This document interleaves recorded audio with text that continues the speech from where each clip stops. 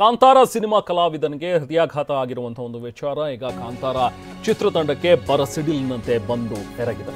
ಯಾಕಂದ್ರೆ ಕಾಂತಾರ ಸಿನಿಮಾದಲ್ಲಿ ಕೆಲಸ ಮಾಡ್ತಾ ಇರುವಂತಹ ಕಲಾವಿದರು, ತಂತ್ರಜ್ಞರು, ಸಾಕಷ್ಟು ಜನರಿಗೆ ಈ ಥರದ ಒಂದಷ್ಟು ತೊಂದರೆಗಳಾಗ್ತಾ ಇರೋದ್ರ ಬಗ್ಗೆ ಈ ಹಿಂದಿನಿಂದಲೂ ಕೂಡ ವರದಿ ಆಗ್ತಾನೆ ಇದೆ. ನೋಡಿ, ಕೇರಳದ ತ್ರಿಶೂರ್ ಮೂಲದ ಮಿಮಿಕ್ರಿ ಕಲಾವಿದ ಈತ ವಿಜು ಅಂತ ಹೇಳಿ ವಿಜು ವಿಕೆ ಈತ ನಿಧನರಾಗಿದ್ದಾನೆ.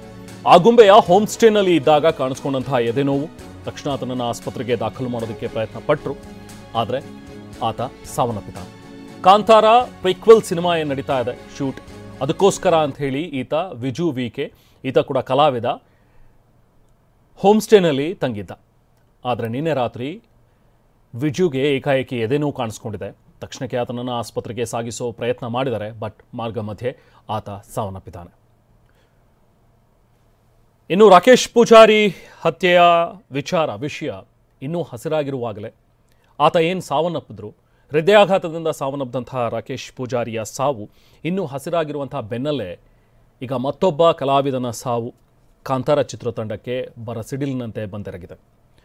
ಯಾಕೇನಾಗ್ತಾ ಇದೆ ಕಾಂತಾರ ಚಿತ್ರಕ್ಕೆ?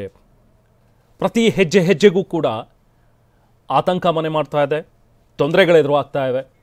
ಇದು